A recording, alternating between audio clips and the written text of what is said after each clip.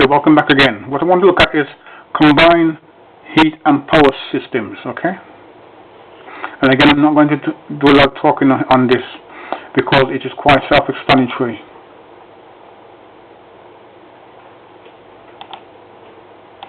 Now you can read this for yourselves, okay? You don't need me to do a lot of talking, okay? So let me just make sure that we have everything on screen, okay?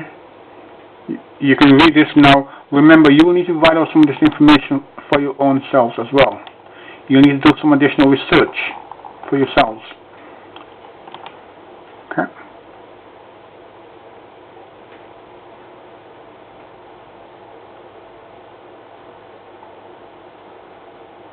Okay? Know what a CHP plant does.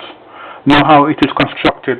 Because one of the things is that when you come to do the online test, these things comes up and they will ask you what they are. Know what they are. Okay? Sorry about that.